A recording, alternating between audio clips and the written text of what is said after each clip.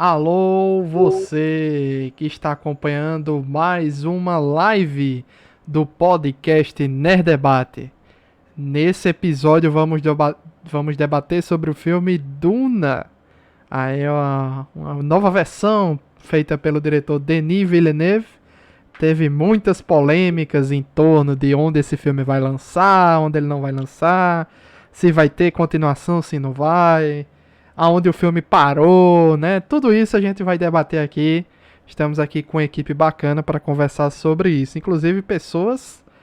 Eu acho que pessoas que leram o filme, vamos ver. Leram o filme não, leram o Eu livro. leio. Vamos ver. Aqui no podcast Nerd Debate falamos sobre filmes, séries, animes. Todos os nossos episódios estão disponíveis para ouvir no Spotify, Deezer, Apple Podcast, Amazon Music ou qualquer outro agregador de podcast em seu celular. Caso queira mandar um comentário sobre o nosso podcast, você pode enviar para o nosso e-mail contato@nerddebate.com. Eu sou Luiz Felipe, o apresentador desse programa, e quem controla a especiaria controla o universo. Estamos aqui com o nosso amigo Janúncio Neto. Boa noite, pessoal. Prazer estar aqui conversando com vocês sobre o filme e definitivamente Denis Villeneuve está numa estantezinha separada, assim, em matéria de produção e direção de ficção científica. Marcelo Soares, do podcast Whatever. Olá, pessoas. E eu senti falta aí do Luiz Caldas, aí do Elba Ramalho, de uma Silva Valença na trilha sonora de Duna. Mulheres de Areia. Dieta. Ó, E estamos aqui também com Sérgio Peixoto. Eu esqueci até perguntar se Marcelo tinha lido o livro, mas Sérgio Peixoto é uma certeza. Com certeza. Boa noite, pessoal, tudo bom? Cá estamos para mais um podcast. Dessa vez de um livro, né, série de livros, na verdade, que eu já li pelo menos umas duas vezes, se contar a parte, aquilo que você pega de ler trechos salteados, seria uma terceira vez. Eu sou realmente fã de Duna e tenho muito aí a dizer sobre esse novo filme, que está muito legal, é claro. Está muito legal. Inclusive, Peixoto, eu conheço pouco de Duna, tá? Eu Ok. sou. Conheço muito pouco do que vem acontecer depois. Eu conheço, assim, bem por cima do que ainda vai rolar na franquia, né? De história, se tiver a continuação. Conheço um pouco também do passado, né? Do que a gente viu no filme, certo? Mas antes de entrar nesse assunto, eu queria comentar aqui com o pessoal se vocês acham que vai ter continuação ou não, né? Eu fico com a impressão que vai ter e que a ideia do cara é fazer uma trilogia. Não sei se isso já, se o Villeneuve já tinha dito antes, mas eu fico com a impressão que se tiver continuação ele vai fazer aquele esquema de gravar dois filmes de uma vez, né? Um filme só e dividir em duas partes, parte 2 e parte 3 e encerrar em trilogia. Peixoto até pode dizer aí se acho que a ideia dele tá com cara de que são dois livros que eles querem adaptar, né? Olha, Esse é o primeiro. olha, a história que está nesse filme é mais ou menos um terço do primeiro livro, Luiz. Nossa, foi pouco. Sim, foi pouco, bem pouco. Eu calculo que foi mais ou menos um terço para a metade do primeiro livro, tá? E já adianto que eles podaram muito, muita coisa. Para falar a verdade, esse filme de 2 horas e meia tá mais podado do que aquele outro filme dos anos 80, né? Que resumiu todo o primeiro livro. Ele É. tá bem mais. E já foi o erro que o Villeneuve não quis cometer, né? Da Uhum. ousadia de tentar adaptar um livro desse tamanho, dessa magnitude, em um filme de 2 horas e meia. Ele não. Eu também estou acreditando que ele vai fazer uma trilogia, mas do jeito que tá aqui, acho que vai ser uma trilogia do primeiro livro. Porque o primeiro livro é uma história fechada. O segundo, ele já é também uma outra história fechada. Até estão interligados os dois livros, mas não consigo imaginar ele fazer um filme do meio, um segundo filme, sem, sem misturar a coisa do primeiro e segundo livro, do jeito que a coisa tá, entendeu? Então, eu ainda não sei a montagem, mas eu tô acreditando que vai ser uma trilogia só baseado no Duna original, o livro de 1965, que o primeiro Duna é de 65. E a polêmica aí é porque o diretor não curtiu quando a Warner decidiu lançar os filmes ao mesmo tempo no streaming e nos cinemas, né? Ele não gostou dessa ideia, foi contra, ele junto de Nolan e outros diretores, então muito desgostoso com tudo isso, né? Porque ele é um daqueles diretores bem puristas nesse sentido, né? Ele não curte muito.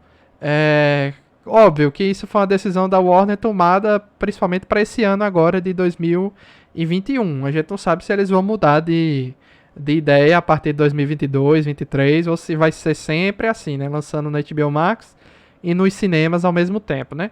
Mas os diretores já demonstraram sua insatisfação. Então, assim, a Warner, se eu não me engano, Marcelo e Janúcio, é porque eu sei que o Peixoto não acompanha muito essas notícias, por isso que eu tô perguntando para Marcelo e Janúncio, tá? Se vocês viram alguma coisa aí, se a Warner garantiu que não ia, mesmo com a bilheteria baixa ou algo assim do tipo. Inclusive, deixa eu olhar a bilheteria aí, enquanto vocês comentam sobre isso. A bilheteria, o que dá pra dizer da bilheteria? Já só cinema, 40 milhões de dólares. Nos Estados Unidos, né? Estados Unidos. E no mundo é 200 milhões já. 220 no resto do mundo, eu tô vendo aqui no box office. E levando em consideração a estimativa que eles tinham pro HBO Max mais cinemas, também a estimativa da Warner foi superada. Então, assim, o que eu sabia, não sei se é as mesmas coisas que Marcelo ouviu antes do filme. Quando se começou a veicular o nome do Denis Villeneuve com Duna, a ideia era a seguinte: ele iria fazer 2 filmes do primeiro livro e posteriormente haveria a produção de uma série para HBO Max. Eu tô vendo que de orçamento, dizem aqui que ele foi orçado em 165 milhões de dólares. Foi, assim, pra vocês verem em comparação com outros filmes. Space Jam 2, o novo aí, foi 150 milhões de dólares. Interestelar foi o mesmo valor de Duna. E o filme anterior aí do Denis Villeneuve, A Chegada, 2016, foi 47 milhões de dólares. Só pra você terem uma noção aí, comparando com outros filmes, assim. Então, assim, ele já se pagou, né? Então agora é dobrar, né? Aquele valor mágico. E só para concluir, quando a produção do filme começou, tinha realmente a ideia seguinte: para não se cometer os erros da produção de 84, que é a referência que muitas pessoas têm, a ideia era dividir em 2 filmes o primeiro livro. Lembrando que aí o diretor já faz a escolha do que ele vai podar e não. Porque a gente tem que lembrar que Duna é um livro que é referência no mundo todo para muitas coisas, muitas obras em maior e menor grau que vieram depois, tiveram influência de Duna, inclusive Star Wars. Ah, com certeza. Né? Então, assim, Duna não é criatura, é criador. É referência para os outros. Né? Então, aí o que acontece? O filme, quando a Warner decidiu financiar, ele já tem um monte de riscos. Porque Duna, ao longo dos anos, ele era considerado a obra inadaptável. Né? Porque é muito denso, tem muita política, tem trama envolvendo religião, tem essa questão das casas do Império, toda a questão de ficção científica. Então, era considerado por muitos um filme que não é adaptável para cinema. Tanto é que eu acho que, Peixoto, não sei se já ouviu falar, mas eu acho que o Marcelo já, do famoso Duna de Jodorowsky, que é considerado o maior filme jamais feito do mundo. Só para você ter... Eu conheço, eles queriam colocar o Salvador Dalí como imperador. Só para você ter ideia, sabe quanto era o tempo de filme do Jodorowsky? 10 horas de filme. Mas morreu na produção, né? Morreu na produção, não foi feito, assim.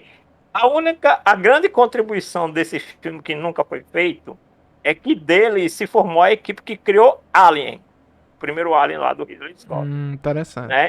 Então tinha Moebius, tinha um monte de gente boa, assim, era realmente pra época, pra você ter ideia, tinha Mick Jagger, pô, Eu no tô elenco. vendo aqui as imagens, eu botei Dune e Jodorowsky, ele tinha muito uma ideia de algo bem egípcio, né? No design Muito. da Não, galera. tudo foi criado aí, que era com conceitos lá do Moebius e do criador lá do Alien, H.G. Geiger. Sim. E eles, na época, como o Salvador Dali estava vivo, eles tinham imaginado fazer uma cena com o Salvador Dali sendo imperador, né? E o Salvador Dali, sendo quem é, né? Ele queria cobrar de cachê US$ 1 milhão. Só para dizer que ele teria sido o ator mais bem pago da história do cinema na época. Era US$ 1 milhão por hora.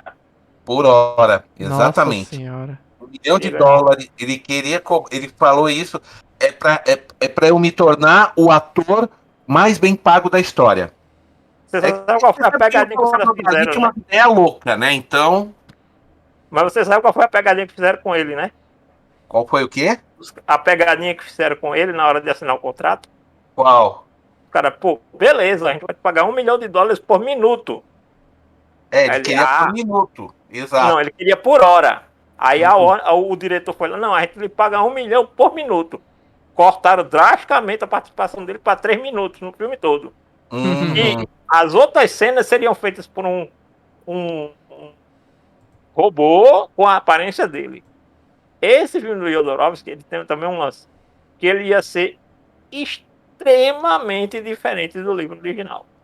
Mas não era pouco diferente, não, era muito diferente. Era a Totalmente. imitação do cara, do livro. Então, e quando a gente. Entre outras coisas, o próprio Frank Herbert não gostou muito do rumo que a coisa estava tomando também, né, Janus? Vamos citar isso, né? É. Do Jodorowsky, né? E tem também, se eu não me engano, aí no meio do caminho, tem uma série do canal Sci-Fi, né? 2 temporadas aí. Que Filhos de Duna, eu acho, né? Um negócio assim. é Duna e Filhos de Duna. É. São E, 2 temporadas e são poucos episódios. Parece que são 3 episódios por cada temporada. Um negócio assim.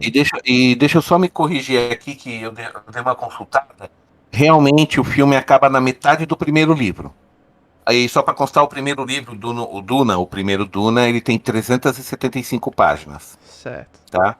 certo. Então foi só metade. Então, se for fazer um segundo filme, deve ser a outra metade. E o terceiro filme, só se ele pegar o segundo volume inteiro. Que, como a história, eu conheço a história, dá para fazer um filme legal do segundo livro. É possível. Porque o primeiro Duna realmente é extremamente complexo. Na verdade, até hoje estão explicando o universo de Duna. Mas a gente já chega lá, né, Luiz? Deixa eu ver umas coisas Não passa aqui. do segundo, não, viu? Se Deixa fizer, não passa do segundo.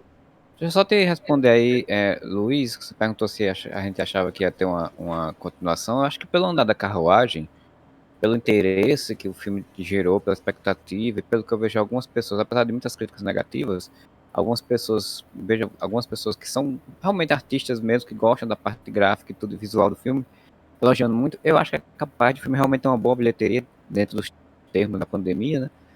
E ter, né, uma continuação.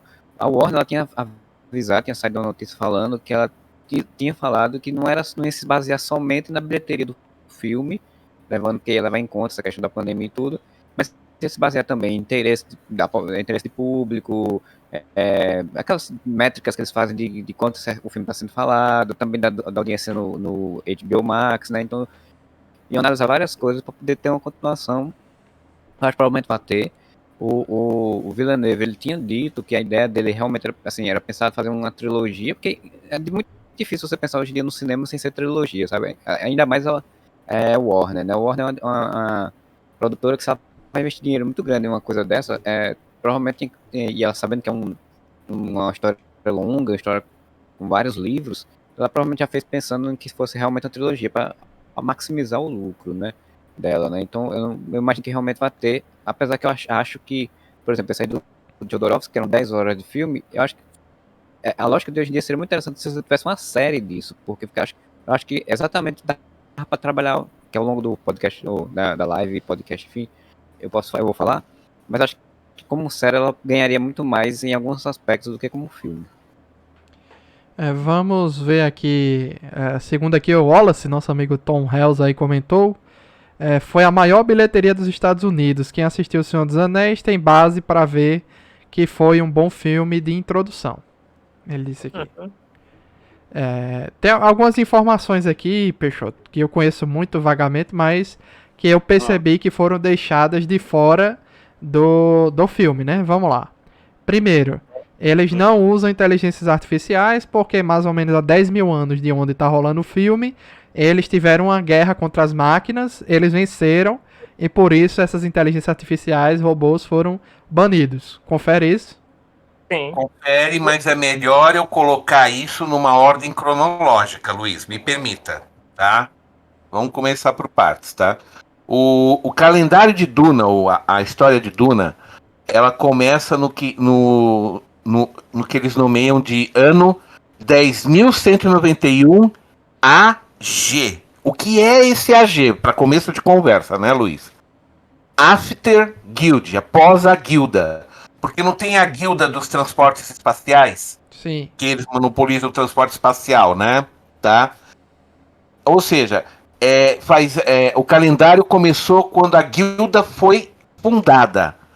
Ou seja, é 10.191 depois da fundação da guilda. E onde isso está no calendário que nós usamos atualmente? O ano de 21.392.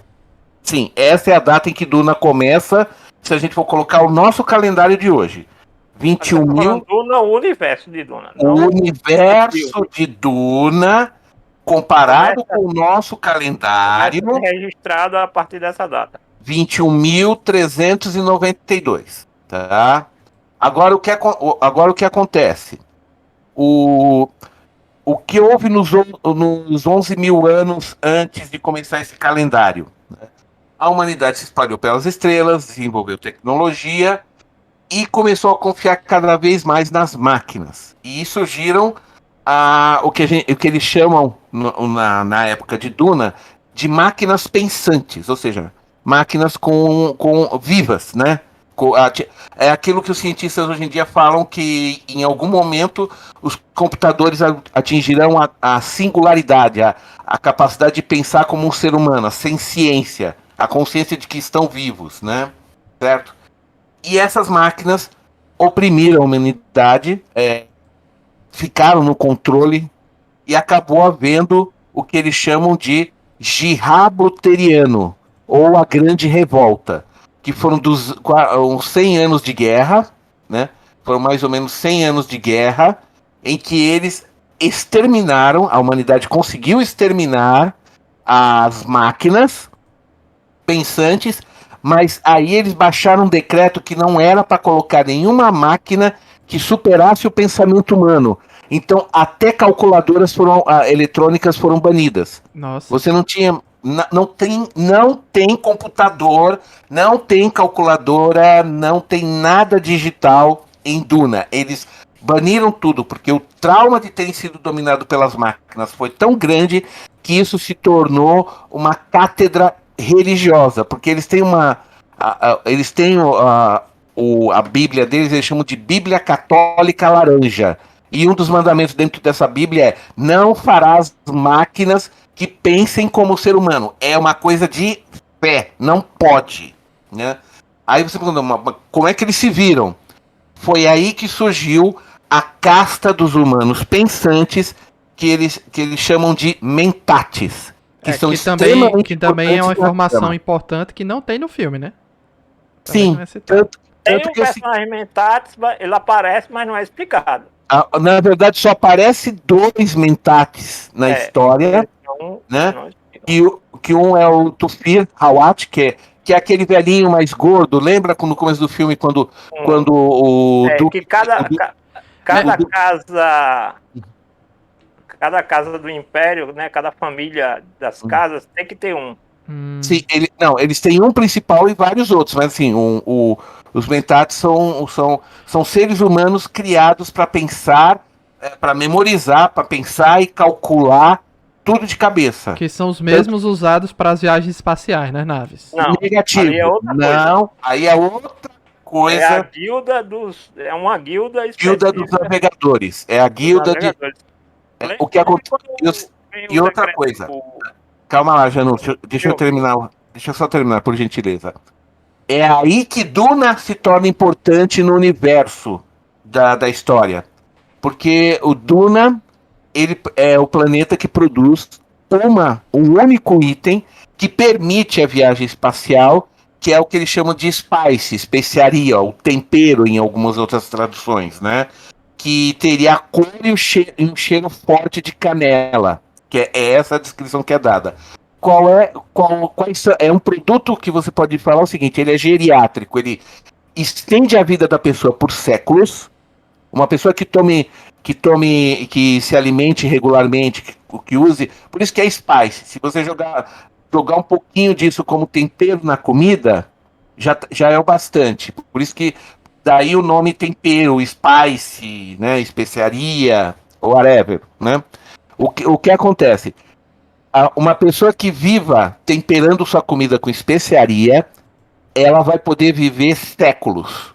Eu não me lembro quanto tempo, eu acho que em momento algum no livro é explicado exatamente, mas a pessoa vive muito mais tempo, além de viver muito mais tempo, preserva muito mais a saúde, por isso que a pessoa vive mais.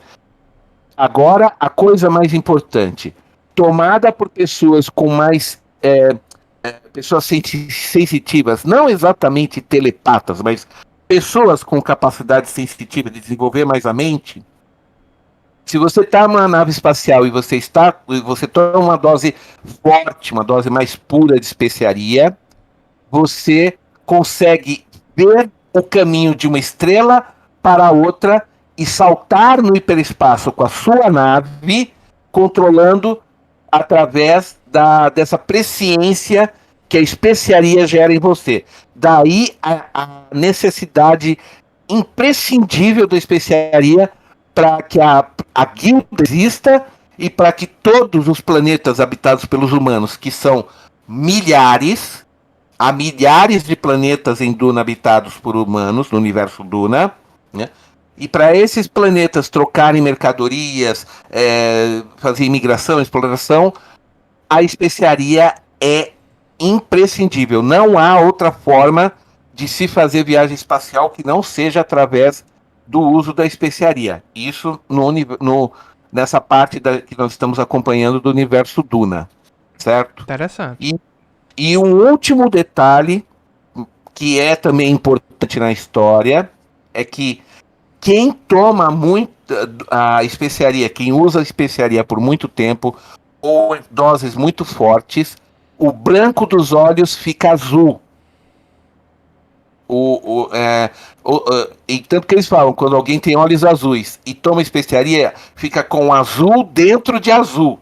Olhos sem nenhum branco, né? Ou seja, todos os Freeman, o povo que vive no planeta Duna, todos eles têm olhos azuis. Azuis no sentido, pega tudo que é branco do teu olho e deixa azul. E quanto mais forte for a dose que você toma, mais azul escuro vai ficando o seu olho.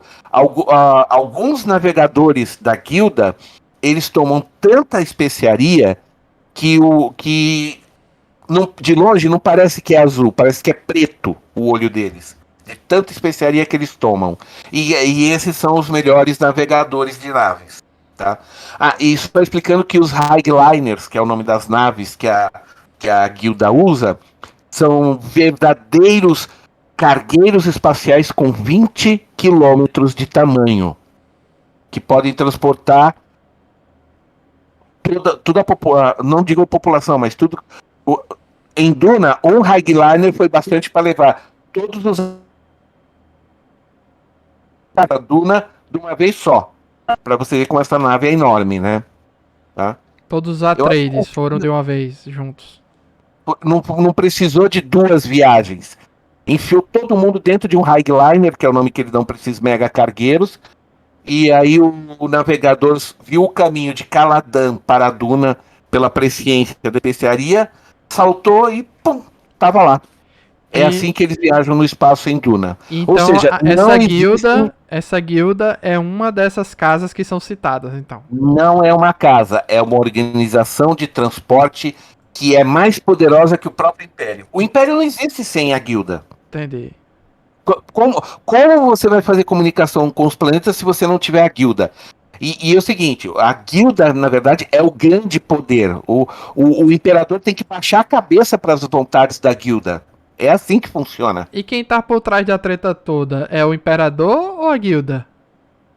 É o imperador, porque aí é uma questão política, porque a guilda ela é muito esperta. Ela não participa de guerras, ela transporta soldados de um lado para o outro, mas ela não participa porque, como ela domina o espaço, então você não tem batalhas espaciais, entendeu?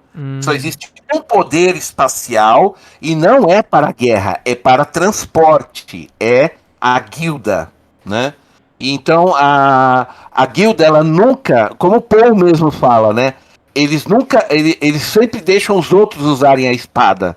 Nós, o Paul mesmo fala isso num trecho do livro. A guilda nunca usa a espada, ela deixa isso para os outros, né?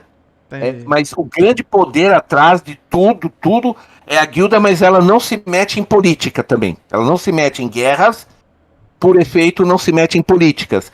Então, o que estava acontecendo, que também não ficou muito bem explicado no filme, porque foi uma das muitas coisas, Luiz, que foram resumidas e eu acho que deveriam ter sido minimamente explicadas. Quer dizer, o filme explica, mas muito rapidamente, é que o que estava acontecendo é o seguinte, é que a Casa Atreides, ela estava criando uma elite de guerreiros que eram tão eficientes quanto a guarda do imperador, que são os Sardaukars, que são conhecidos como os maiores guerreiros do universo, né? Isso aí eu não entendi no filme também não. O motivo deles estarem jogando os Atreides naquela confusão, numa armadilha, né? Numa armadilha política. Não é, pra mim não ficou explicado no filme não. Não sei de Anúncio ou Marcelo aí se chegaram a mas entender algo aí- disso. Mas aí o filme não explica um monte de coisa que seria interessante para o público leigo saber. E aí, pra mim, é um problema do filme, é um grande problema do filme, pra mim é isso. Exato. Assim, explicando rapidamente, Luiz, existem várias casas, não existe só os Atreides e os Harkonnes. Existem centenas de casas, ou seja, de clãs, né?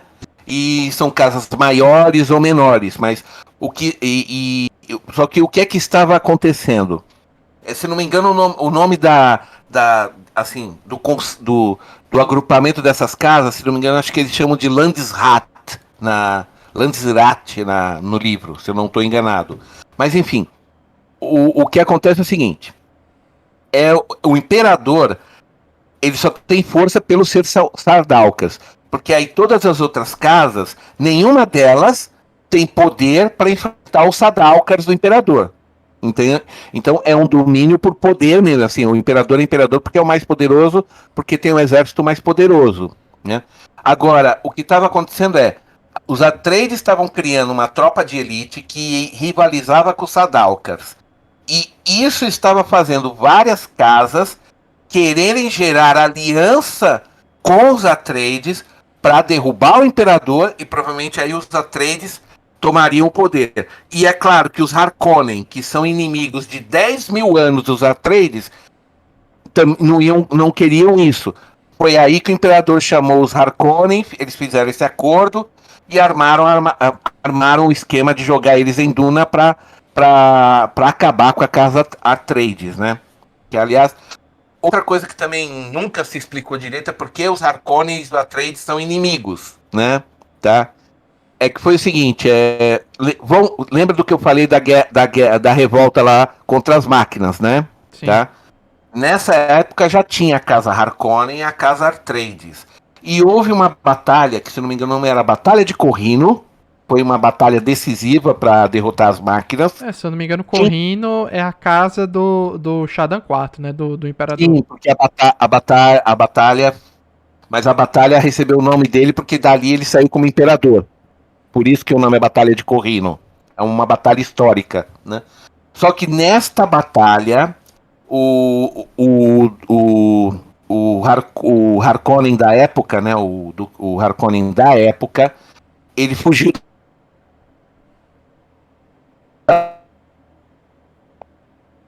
Peixoto? Oi. Deu uma cortada aí.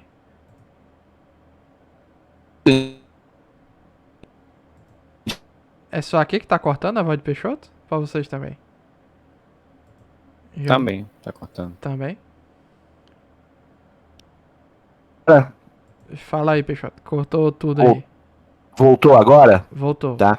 Onde é que cortou? Desculpa. Você explicar a treta entre... Na Os Batalha de Harkonnen e os Corrina. Atreides. É. Nessa batalha de Corrino, o Harkonnen da época, o Duque, o Conde Harkonnen da época, ele se retirou da batalha, né? E o Duque Artrade da época chamou ele publicamente na cara de todas as casas de covarde. E aí virou a treta de 10 mil anos, né? E houve muitas batalhas, houve muitos atentados. Durante esses 10 mil anos, as duas casas nunca se reconciliaram. Por causa o motivo da briga começou com isso, que o Harkonnen se retirou da batalha de Corrino e o Atreides chamou ele de covarde na cara. Você é um covarde, né? Ou todos os Harkonnens foram covardes. É que tem um livro específico, um dos muitos apêndices que foram escritos após a morte do autor, em que detalha essa batalha de Corrino e esse evento em particular, né? Mas aí a partir disso, né, foi que começou todo o atrito com os Harkonnens, né? Tá? O que mais, Peixoto, tu acha que não foi explicado no... Olha, Assim, não de, é de importante, né? De importante, assim. Porque pra mim, não... essa treta das máquinas, acho que era um negócio que dava pra explicar rapidamente. E essa treta aí, o porquê dos Atreides serem mandados pra armadilha também, acho que era muito bem importante. Sim, então, ó, existe, assim, uma coisinha rápida de curiosidade é só o seguinte, que e depois tem uma coisa importante também a ser explicada das Bene Gesserites. Por que eles achavam o Paul tão importante? Tem que explicar isso aí mesmo, que também lá não foi, só foi mostrado lá que a Madre Superiora fez aquele teste para saber se geneticamente falando o Paul era humano, aquele teste da caixa, né? Tá? Mas vamos rapidamente à parte da curiosidade. Os Atreides, tá? Eles tradicionalmente dizem que descendem do rei Agamenon da Grécia, que era filho de Atreus, né? Daí Atreides, entendeu? Né? Tá? Ou seja, eles seriam uma casa aí que é quase tão antiga quanto a história da humanidade, certo? Já os Harkonnen, eles teriam uma origem nórdica, provavelmente Noruega ou Finlândia, né? Porque o nome deles, deixa eu só pegar aqui, finlandesa, né? Que seria porque o símbolo deles é um touro, né? E Harka em finlandês quer dizer touro, né? Então por isso que eles falam que a origem deles provavelmente deve ter sido de um dos povos nórdicos da Europa, né? E os Atreides teriam surgido da mitologia grega praticamente, do rei Agamenon da Grécia, né? Tá? Mas agora vamos à questão, o que é que são as Bene Gesserites? Elas não, você não pode nem chamar de ordem religiosa, é mais uma irmandade de mulheres em busca de conhecimento. Não é só isso, porque elas se envolvem em política e elas também até se envolveram em guerras. Porque elas têm treinamento de combate, elas têm aquele treinamento, porque você só viu uma habilidade delas em uso no filme, que foi a voz, né? Aquele tom de voz que é meio que uma coisa hipnótica, né? Sim. Mas acredite, elas têm muito mais conhecimento que isso. Elas têm um controle tão profundo do corpo que, se elas tomarem veneno, elas conseguem mudar o metabolismo do corpo para neutralizar o veneno, por vontade própria. Se eu não me engano, o teste pra você se tornar Madre Superiora lá, não sei nem se esse é o nome. É algo assim.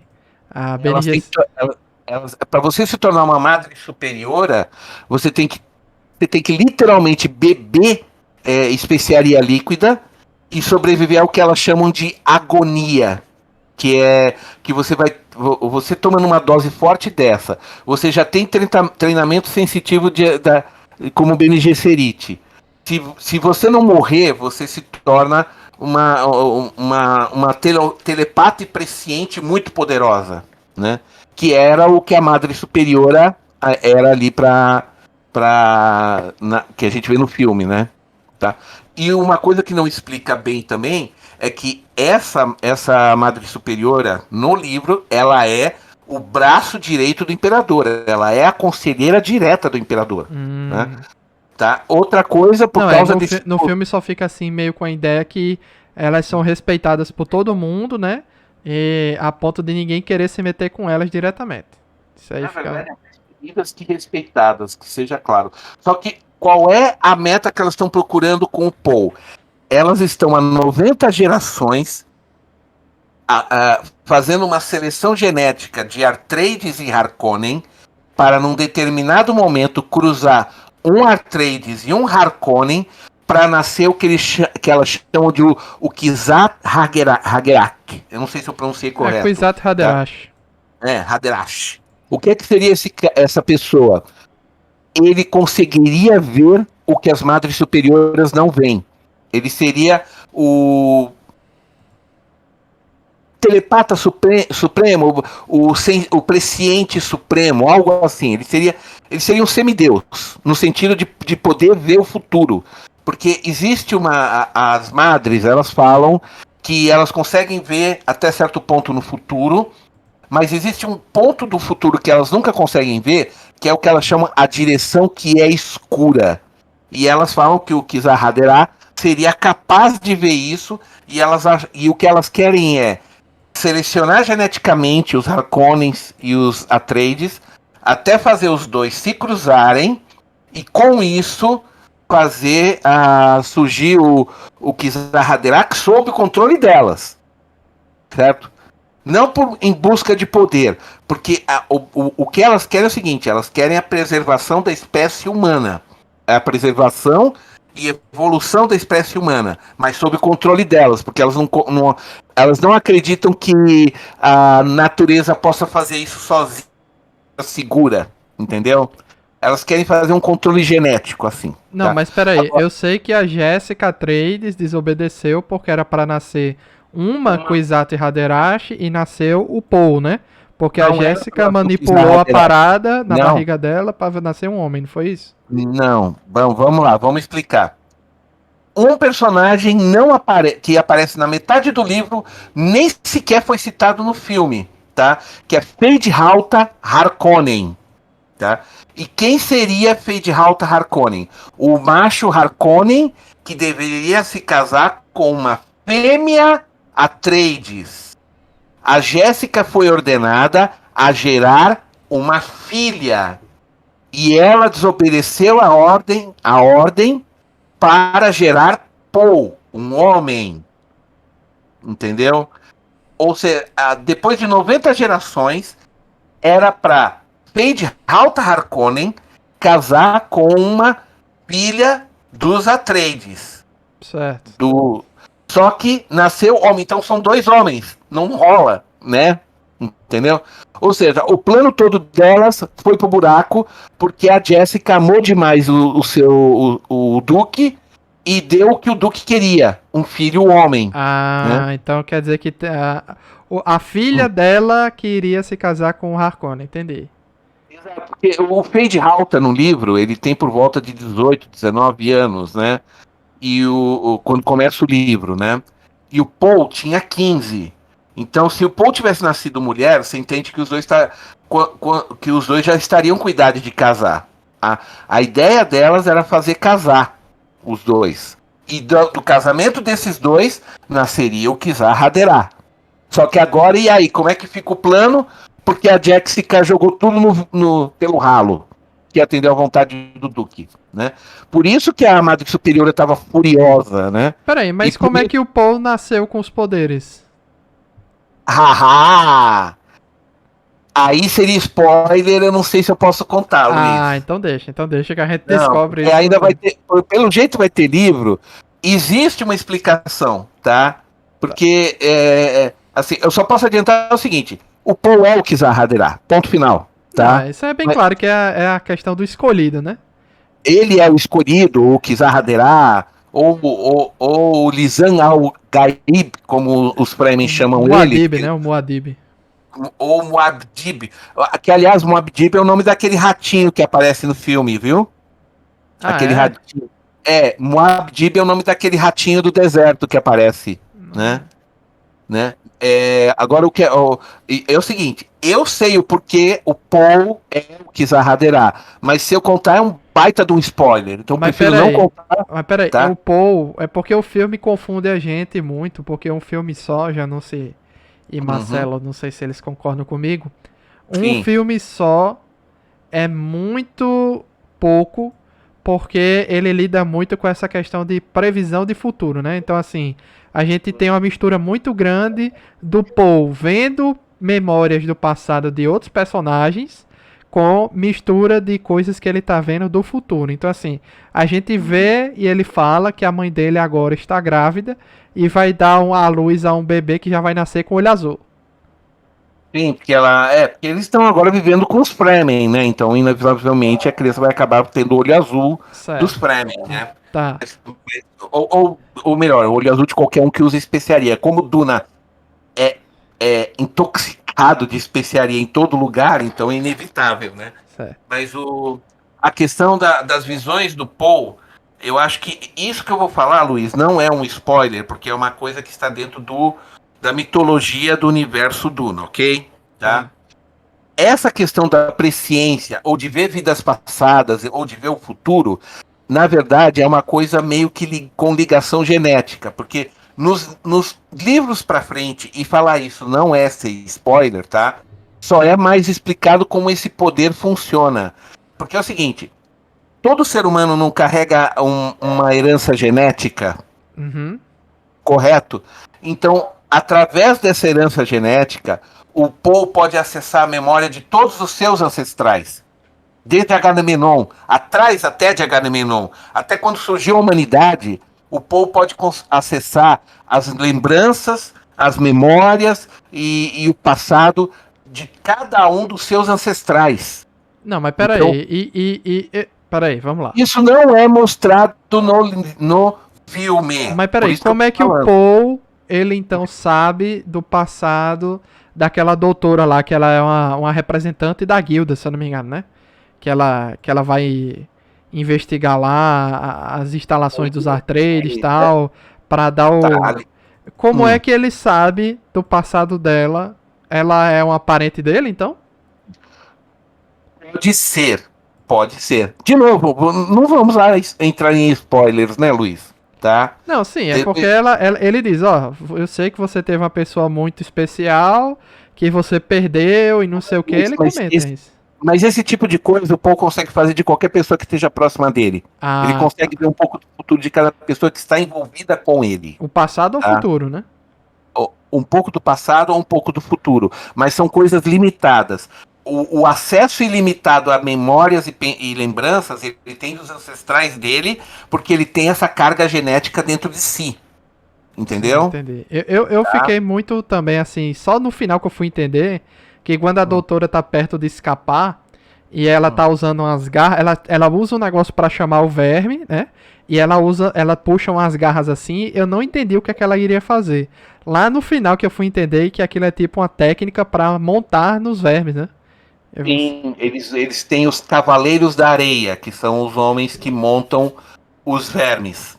Existe toda uma técnica para isso que eles, no livro original, o Frank Herbert gastou um capítulo inteiro só para explicar como é que você consegue montar num verme da areia. Provavelmente o Paul vai aprender isso no próximo filme, né? Vamos ver. Provavelmente, por isso que eu também não quero entrar em detalhes, porque aí vai mostrar direitinho, né? Tá? Outra coisa também que eu não entendi também. Vamos lá, Marcelo, Janus, vocês estão muito mudos aí. Eu sei que o Peixoto tá dando uma aula aqui, mas eu quero a participação de vocês nessa parte aqui, principalmente. Gente, Eu não quero monopolizar, mas é que como eu sou fanático, eu sou um dos fanáticos de Duna. Inclusive, aliás, tem um livro com esse nome na série, entendeu?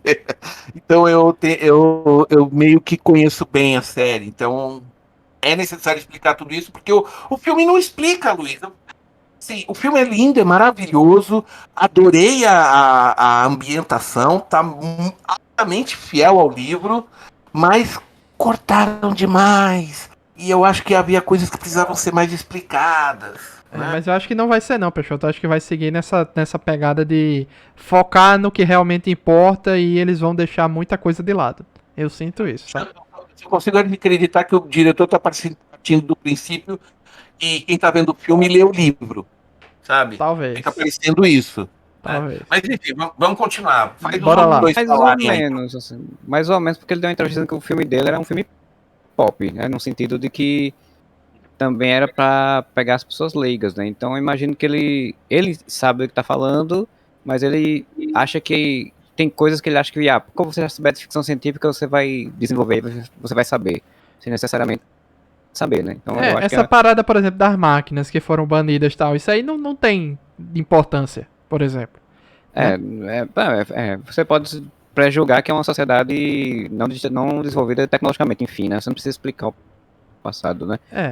Mas assim, eu não li os livros, né? Então, pra mim, toda essa parte aí é só informação nova, mas assim, o filme em si, aí eu vou falar, mas o filme em si eu tenho graves problemas por conta disso, porque ele, pra quem é leigo, ele meio que pressupõe aí que tu saiba, tu sabe aí, se tu não souber, vai atrás, vai ler, não sei o que, aí tipo, né, pra um cinema é complicado.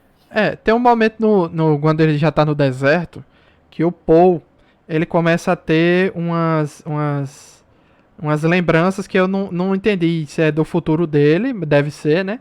Que tem um cara que parece que quer ensinar ele a montar nos vermes. Só que, se eu não me engano, esse cara é o que ele mata no duelo. Pelo que eu entendi. Ou não. Não é. Isso aí que eu fiquei perdido. Porque assim, e também tem. Ele tem uma. Ele tem uma lembrança assim que o cara vai matar ele no duelo. Aí ele inverte isso. Ele usa essa informação e vence o duelo. Ele mudou o futuro, então? Na verdade, porque é o seguinte, como o Paul ele comenta isso rapidamente no livro em vários momentos, e quando ele chega num ponto chave da história, como por exemplo o duelo que ele teve com esse homem, ele vê vários resultados. Ele não vê o futuro exatamente, Luiz, ele vê as possibilidades, entendeu? Tá. Entendeu? Entendeu? Então quer dizer que existe uma possibilidade daquele cara ter continuado vivo e ter ensinado o Paul a montar no verme. Ou então aquela lembrança, sei lá, era da doutora lá, não sei, fiquei meio perdido nisso. Não, é o seguinte, não dá nem para explicar direito, porque primeiro, no livro o Paul não tem visões duelando com o James, que é o nome do homem que ele duelou, né? Tá?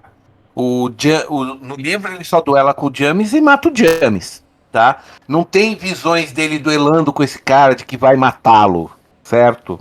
Tá? Só que o que acontece é que é o seguinte, quando chega um momento chave de eventos, que o Paul sabe quais são os momentos chaves, a partir dali o que ele consegue ver é uma ramificação de futuros possíveis, entendeu? Entendi. E a partir dali ele tem que decidir qual desses rumos ele vai tomar. Entendeu? Porque, por exemplo, uma coisa que agonia o Paul, que você já percebeu isso, que ele fica bem agoniado no filme, é essa questão que ele fala que vai ter uma jihad em nome dele. Tá? Sim. E acredite, vai ser uma jihad galáctica muito sangrenta. Porque o filme não mostra de maneira tão magnífica, magnânima. Mostra ali, estão lutando em Duna e estão lutando no planeta natal dos Atreides e só, né? A gente não tem muita noção do tamanho da parada, né? Luiz, você quer que eu te passe números? Não, eu sei que morre milhões de pessoas. Eu sei que planetas são esterilizados, mas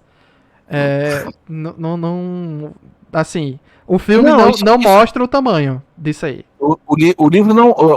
No livro, só no livro 2, que o Paul cita isso, né? Que ele falou: usando os números conservadores, né? Eu matei. Ele fala desse jeito: eu matei 61 bilhões de pessoas, esterilizei 90 planetas e arruinei centenas de outros e exterminei completamente os seguidores de 40 religiões diferentes. Eu acho que se a franquia chegar nesse ponto aí, eu acho que eles vão dar uma maneirada nisso aí. Não, mas o detalhe é o seguinte: do livro 1 pro livro 2, entre o livro 1 e o livro 2 é que acontece a Jihad, e o livro 2 começa depois da Jihad, não mostra as batalhas. Ah, né? tá, é só Isso citado. é só uma conversa que o Paul tem com o Stilgar depois que passa a Jihad, entendeu? Saquei. Porque o problema é o seguinte: o Paul sabe que a Jihad é inevitável, e mais do que inevitável, ela é necessária para a preservação da raça humana. Eu não posso falar mais do que isso, senão aí vira spoiler, porque aí eu já vou ter que falar do livro 4, 3, 4, 5, 6, né? Então não dá. Tá? Eu já vi muita gente dizendo que, se ler o livro 1 e o 2, tá bom. Olha, 1 e 2, ele fecha a história do Paul, certo? Tá? Aí o livro 3 já começa com o filho do Paul, né? Aí já é outra história.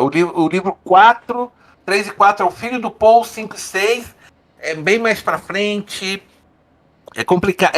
Como o cara falou, se você quer adaptar tudo que tem dos 6 livros de Duna, cara, faça uma série aí de uns 500 capítulos e ainda vai ficar devendo. Sério. Vamos ver agora aqui outros personagens também que a gente não citou muito. Por exemplo, o Duque Leto Atreides tem um trio ali que é os braços direitos dele, né? O Duncan Idaho, que é o Jason Momoa, o Gurney Halleck, pelo Josh Brolin, e o Tufi Hawat, que é pelo Stephen McKinley. Os 3 muito bom, excelente. Jason Momoa botando My Boy em todos os filmes dele, né? A frase padrão dele, My Boy, não sei o que. E eu sei que esse Duncan aí tem uma parada aí, mas vamos deixar por aí, né? Vamos deixar por aí. É o Duncan. O Duncan, ele vai se tornar. Ele realmente é um dos personagens principais em todos os livros. Mas ele morreu! Valeu os livros. Valeu os livros. Tem uma parada aí que eu acho meio tosquinha, mas dependendo de como eles coloquem no filme, pode ser legal. Mas assim, não nos livramos do Jason Momoa. Teoricamente, ele volta. Provavelmente, se for uma trilogia baseada no livro, que o terceiro filme é o livro 2, então a gente vai ver ele só no terceiro. Sério? Ele já não voltaria no próximo, não? Demoraria tanto assim? O próximo é metade do primeiro livro. Mas nem se eles derem uma forçada de barra no roteiro, não conseguem trazer o Duncan já?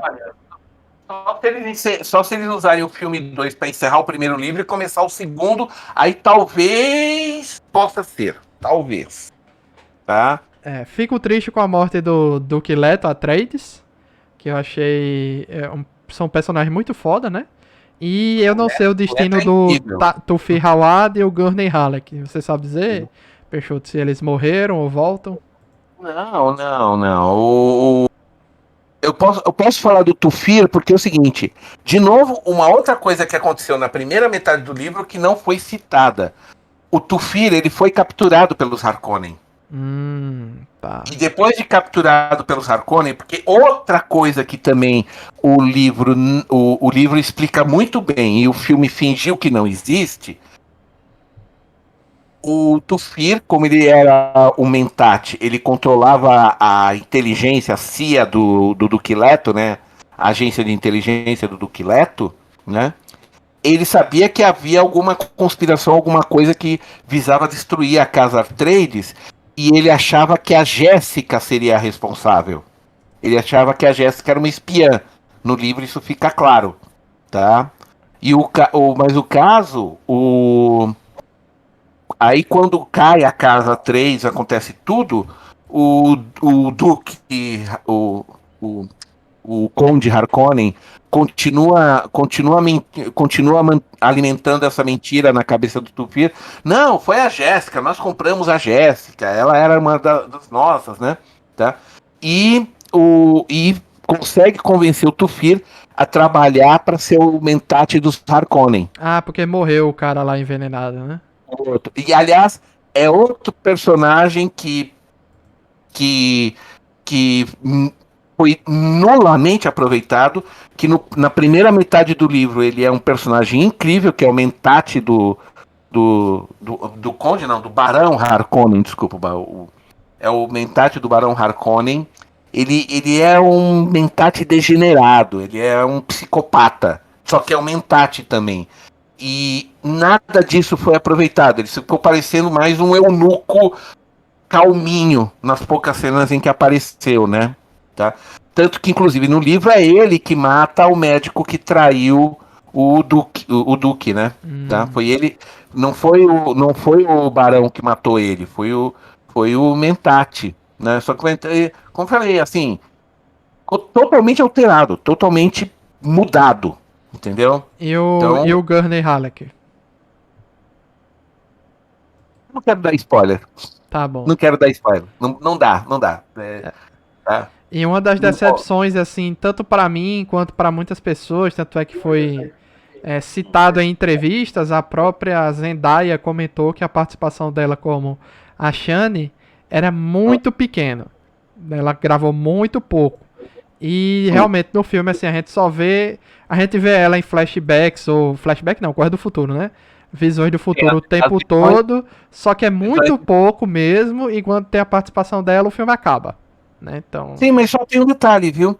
Todas as aparições dela são extremamente coerentes com o filme. Ela é uma das poucas personagens que não foi alterada, tá? E outro detalhe, a Liet Kynes era um homem no livro, viu? Não é uma mulher, não. A doutora, né? A doutora era um doutor, tá? E não há citações em Duna, mas não estou dizendo que... Isso é um detalhe que não fazia diferença, mas em Duna não é citado pessoas de pele negra, tá? Porque eu imagino que quando entendo que eu estou falando como o Frank Herbert escreveu. Ele se baseou no quê? No sistema feudal europeu e nos costumes e religiões árabes, correto?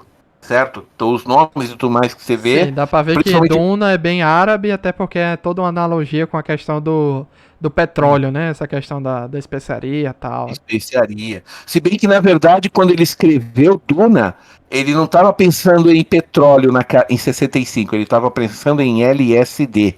É o quê? LSD. Não é possível, Peixoto. Até hoje todo mundo fala que aquilo ali é uma não, isso é uma coisa que falam recentemente.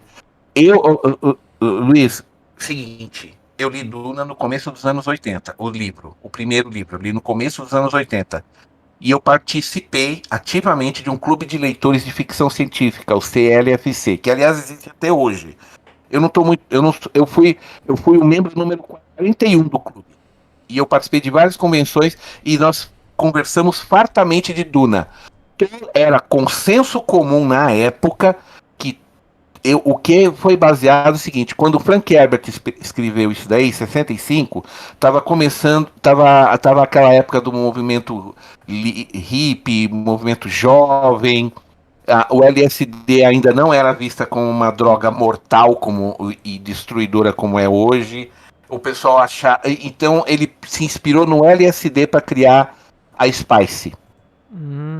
Entendi. Isso não tem nada a ver com petróleo. Nada, absolutamente nada, acredite em mim. Tá?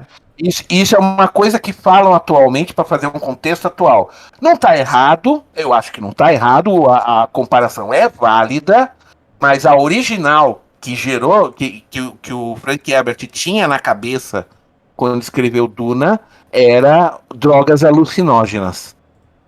O efeito da parada realmente é bem... Faz sentido pelo efeito, né? E você vê, ele fica realmente topado. Aquela hora lá que eles estão tentando evacuar o pessoal do transportador e ele toma um bafo quente de especiaria pura na cara. Ele entrou em transe ali mesmo.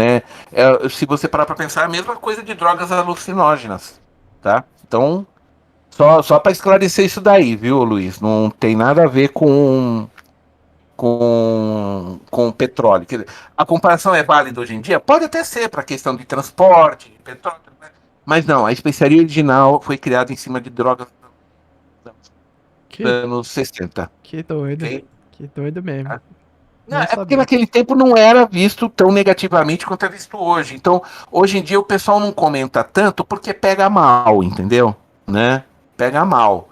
Ah, não, quer dizer que foi baseado em drogas. Gente, na época as drogas não eram vistas como era hoje. Você tem que levar em conta o contexto da época, né? Tá? Muita gente mesmo via as drogas alucinógenas como uma coisa positiva, como uma libertação, né? E, bem, a gente sabe no que isso deu. A gente sabe no que isso deu, mas na época ninguém sabia. Então não dá para criticar o Frank Herbert por ter se inspirado nisso. Ok? Sim. Agora a gente já falou demais, Peixoto, vou deixar já não se Marcelo também falar, né? Claro. Então não puxa mais referência e detalhe histórico. Eu já falei demais, Luiz. Eu não quero monopolizar, me desculpem. Queria ver aí dos meninos a questão do filme, se porque eu fiquei muito assim, quando o filme, eu não estava contando o tempo do filme. Então, ou seja, é um indicativo que eu não estava achando o filme chato. Só que quando o negócio tava pegando no ritmo ali de um negócio bacana que eu tava agora vai, o filme acabou. Né? Então eu fiquei bastante decepcionado nesse sentido. E justamente por não saber se vai ter continuação ou não, quando vai ser tal, isso fiquei bastante chateado com isso. Então, Djanúncio e Marcelo aí, o que é que vocês acharam dessa construção desse filme? Então, para mim, o filme, ele é. Eu não gostei, para começar a dizer que eu não gostei do filme, né? Eu gostei do visual dele, eu gostei de como ele é bonito em direção de arte, efeitos visuais, acho tudo muito bonito. Mas no geral, acho um filme muito sem alma, para mim. Ele é um filme muito preocupado com a dinâmica de cenas de ação e de mostrar aquele universo, e pouco preocupado com os personagens em si, em desenvolver o personagem, em fazer com que o público se ganhe carisma com aquele personagem. Pelo menos foi para mim essa impressão, né? Se outras pessoas tiveram, acharam que teve carisma, que se conectaram, ok, mas eu não consegui me conectar com os personagens, principalmente com o protagonista, né? Eu não consegui conectar eu não gosto muito do Timothée Chalamet como ator, não é um cara que me... Ainda mais para ator de filme desse tipo, mas eu acho que ele não consegue, para mim não consigo fazer conexão. Aí pode ser uma coisa do personagem, que já dentro do livro, que algumas pessoas já me falaram, dentro do livro às vezes ele pode ser que não seja tão interessante nesse sentido de conexão quanto outras obras de ficção científica possam ter, mas eu achei que faltou isso. Então eu fui assistindo o filme e eu ficando, pô, velho, eu fiquei meio achando cansativo de assistir o filme, que era basicamente uma coisa só. E aí, como concordo contigo, Luiz, quando o filme entra na batalha, pra mim o filme toda a primeira parte do filme, aquela 1 hora ali de filme, pra mim tem que ser mais condensada. Acho que ela tem que ser menor, porque pra mim o filme engrena quando entra na batalha. Então, tipo, ele devia ter trabalhado a batalha tem que ser uma grande coisa, e aí você, sei lá, fazer ela maior e dar mais volume pro filme. E aí depois terminar, sei lá, o filme na parte quando ele sobrevive da batalha, você deixa aquele gancho, né? Eu acho que aí no final do filme ele começa a correr com a história, assim. Ah, não, eles estão pro deserto, eles correm no deserto, aí eles fogem do bicho, aí depois eles já encontram não sei quem, já batalha com não sei quem. São coisas que eu acho que poderia muito bem ter sido desenvolvido melhor no segundo filme, por exemplo, sabe? Então, eu não gostei no contexto geral da obra. Acho que ela poderia ter sido melhor, inclusive como eu falei no início. Acho que depois conversando com pessoas que já leram o livro também e vendo um pouco da dinâmica principalmente a parte de intriga política, digamos assim, porque comentam mesmo, comparam bastante o livro, o filme. A própria Warner colocou esse ponto, dizendo que era um novo Game of Thrones, era um novo Star Wars, era um novo Senhor dos Anéis. Então, para mim, eu acho que eles podiam, sei lá, se fosse uma série de TV, você conseguiria desenvolver bem essas intrigas das casas, e você entender bem os conceitos de cada casa, cada lugar, cada planeta, que é um planeta, que o planeta funciona assim, outro planeta funciona assado, e como essas coisas vão se desenrolando até o momento que chega uma guerra entre elas. Isso seria interessante, acho que seria mais interessante. Aí, mas eu entendo aí que ele acha que para Warner eles vêm Duna como um grande filme de ficção científica, uma grande possibilidade de realmente de bilheteria, né? Então foi preciso aprovar fazer. Mas eu acho que poderia ter sido diferente, pelo menos pra mim. Já não sou deixou no mudo, viu? Já não ouço? Pronto. Comenta aí. Assim, eu me preparei para esse filme, assim, eu vi tudo que era resumo de determinadas histórias, de determinados personagens, né? Vídeos preparatórios para Duna, explicações do livro de Duna. E como eu já sabia desde o começo, eu já entrei no filme sabendo que ele não ia adaptar todo o livro, então meio que assim, eu fui no automático. Em cima de algumas coisas que o Peixoto falou, dá para notar alguns traços que são alguns detalhes bem peculiares que o diretor deixou e pelo que o pessoal já disse, provavelmente o Villeneuve, como ele é muito fã do livro, ele deve ter gravado muita coisa para uma provável versão do diretor, né? Ah, com certeza. Ainda mais com essa parada de HBO Max aí, com certeza a gente vai ter isso. Mas assim, por exemplo, esse lance que o Peixoto falou do símbolo dos Harkonnen, que é um touro, tal, não sei o quê. Se vocês repararem, na casa dos Atreides, tanto em Arax como lá no planeta de origem deles, tem uma escultura de um homem duelando com um touro. Inclusive no quarto do Poe ele fica vendo essa escultura. Já não, deixa eu só explicar isso daí rapidinho, porque também é uma coisa que não foi muito bem explicada. Sabe aquele touro na parede com chifre meio escuro, que a gente vê em várias cenas, certo? Aquela é a cabeça do touro que matou o pai do Leto. Ah, é aquele negócio que eles carregam pro planeta, né? Que eles botam na caixa e tal.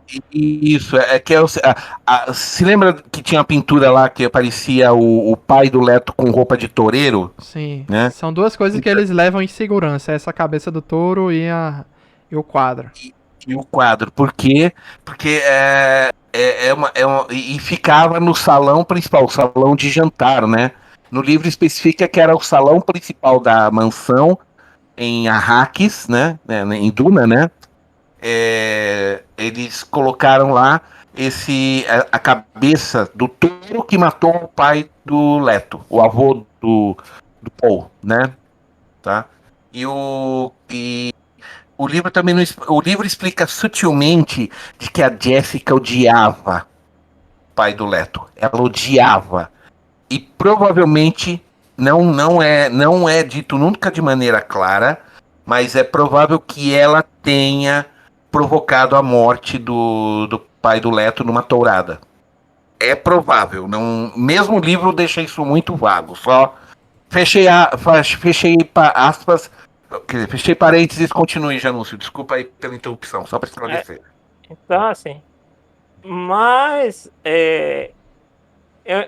o filme não me incomodou, até porque eu achei, como eu não tenho muita informação prévia sobre as histórias, assim, como eu não sou um leitor do livro, e aí dá para fazer um paralelo muito na escolha da Warner, que aí eu concordo como o Marcelo fala, né? Que a Warner preferiu fazer um item comercial para faturar em cima e caiu na mão de um diretor muito talentoso e extremamente comprometido em fazer um bom trabalho. E aí deu o resultado. E aí, claro que vai haver todas as divisões de opinião que a gente já conhece. Mas, particularmente, eu gostei do filme, não me incomodou muito. Essa questão tu falou aí, por exemplo, a participação de Zendaya é maior ou menor no filme, para mim, não faz diferença nenhuma. Nem em Homem-Aranha, nem em Duna, sei lá onde for. Eu sei que ela é uma excelente atriz, mas assim, dentro da proposta do filme, se ela é só para aparecer ali, ponto final.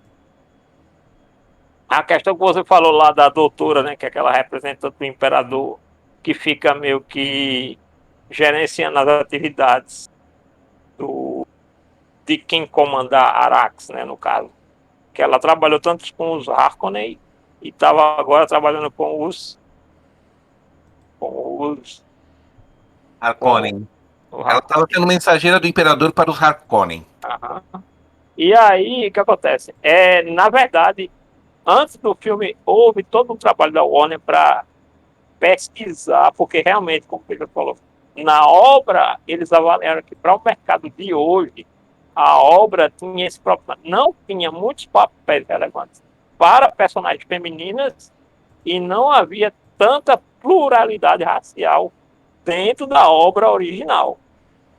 Então, eles contextualizaram para os tempos de hoje. Então, alguns Até personagens. porque. Até porque a sci-fi daquela época, né? Os anos 50, 60, enfim, ele não era muito ligado nesse tipo de questão, né? De representatividade, né? Era muito homens brancos, enfim, aquela coisa toda. Então, assim, a Warner, ela não estava, assim, ela não condenou o livro, ela estava fazendo um ajuste para o momento atual. Até né?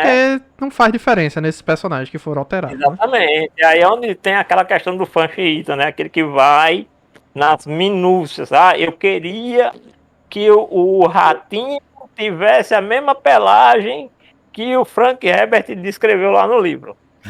Aí isso é foda. Não, eu estou dando um exemplo extremo, né? Vamos dizer assim. Que infelizmente tem gente que quer funcionar dessa forma. Mas aí, assim, eu não creio, eu particularmente não creio que eles vão fazer uma trilogia. Eu acho que vai parar no 2. Agora, o projeto original, que assim na época, né? Não sei nem se continua. Que era uma ideia deles fazerem uma série para HBO, aí eu já não sei. Que inclusive na época foi vinculado assim. Villeneuve faria os 2 filmes e o episódio piloto da série. Ele seria o diretor. O que eu vi aqui de informação sobre essa série é que se chamaria Duna Sisterhood, né? E seria focado nas Bene Gesserit. É isso que é o que tem de informação e foi anunciado em 2019. Né? Então até então a gente não tem mais nada sobre essa série, né? Uhum. A gente nem sabe se necessariamente após os.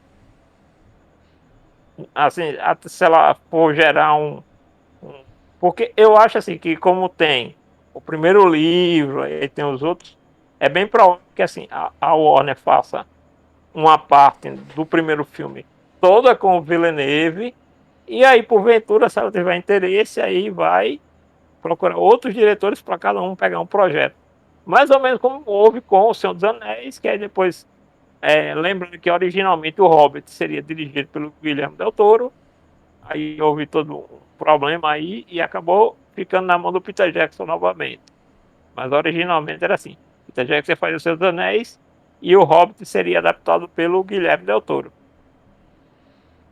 Então pode ser que a Warner mantenha a mesma ideia, né? Eu acho que Duna cairia muito bem se fosse uma adaptação em animação.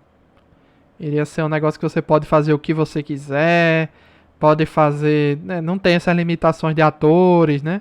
Você pode levar o quanto tempo for, 10 anos para explorar 5 temporadas de Duna, né? Um a cada 2 anos, algo assim.